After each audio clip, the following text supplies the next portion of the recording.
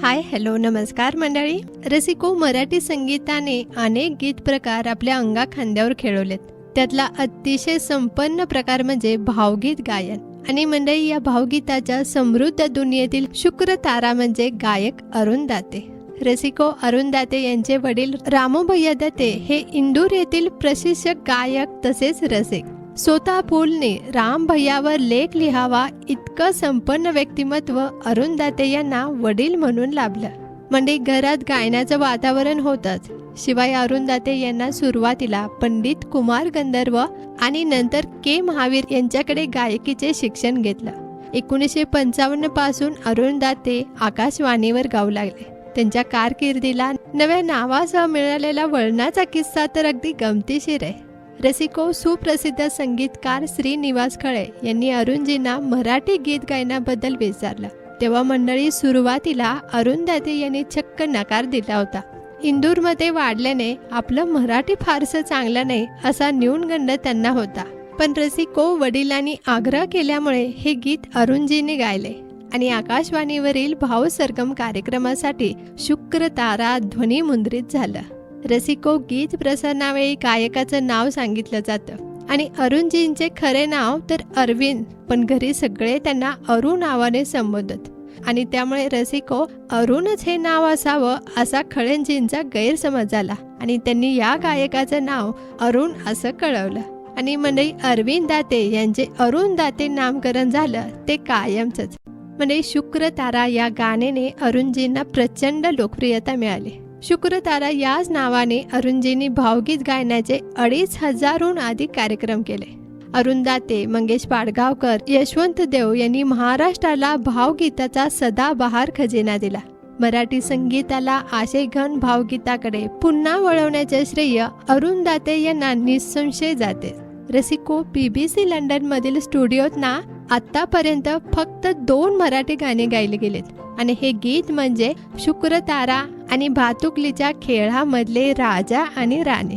म्हणजे अरुणजी ब्रिटनमध्ये शुक्र ताराचे कार्यक्रम करत होते. त्या काळी विमान प्रवास आजच्या इतका सोपा आणि परवडणारा नव्हता. त्यामुळे तबल्यावर अरुणजीचे काका शामू भैया दाले आणि सूत्रसंचालक सुप्रसिद्ध लेखक वपू काळे आणि अरुणजी स्वतः असे तिघेच कार्यक्रम करत. हार्मोनियमवाल्याचा खर्च वाचावा म्हणून वपू यांनी स्वतः हार्मोनियम शिकले होते. रसिको, केवळ या दोघांच्या जोडीने ब्रिटनमधील मैफलीत अरुणजी हजारो श्रोत्यांना कसे मंत्रमुग्ध करतात हे BBCच्या वार्ताहरांनी पाहिल्यावर अरुणजींना BBC स्टुडिओत आमंत्रित करून त्यांचे ध्वनिमुद्रण झाले. रसिको, अरुणजींची सगळीच भावगीत म्हणजे अगदी मास्टरपीसच आहेत.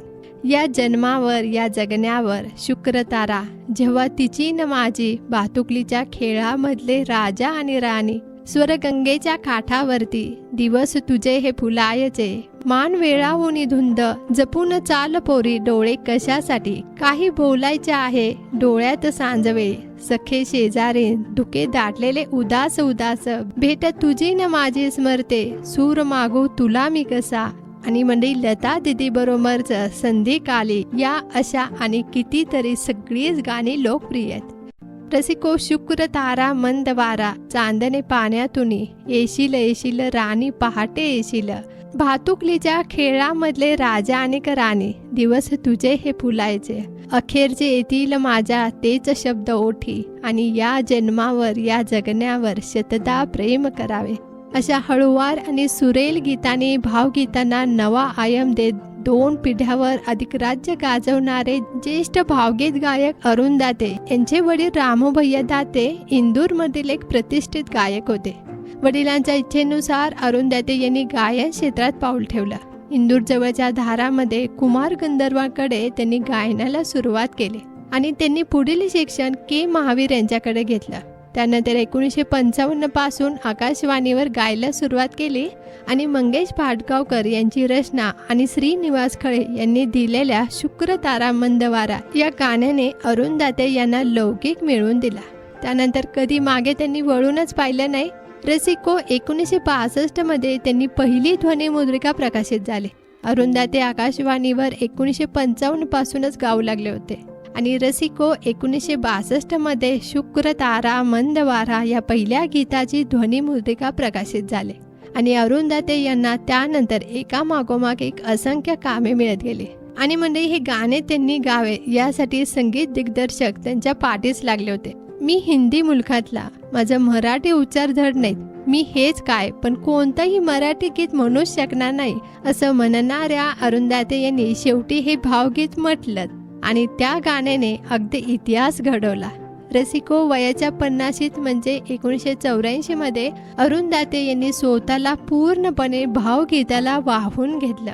2010 पर्यंत अरुंधते यांचं शुक्रतारा या नावाने होणाऱ्या मराठी भावगीत गायनाचं 2500हून अधिक कार्यक्रम झालेत. आणि मंडळी, हे सर्व कार्यक्रम अगदी हाऊसफुल होते. त्यांचे उर्दूतील आणि मराठीतील गीताचे 15हून अधिक अल्बम आजही लोकप्रिय आहेत. रसिको, अरुंधते यांनी 2010 पर्यंत शुक्रतारा या मराठी भावगीत कार्यक्रमाचे 2500हून अधिक कार्यक्रम केले. केवळ मराठीतच नाही रसिको, तर उर्दूतही त्यांनी आपला ठसा उमटवला. मराठी उर्दू गीताचे त्यांनी 15हून अधिक अल्बम प्रसिद्ध होते.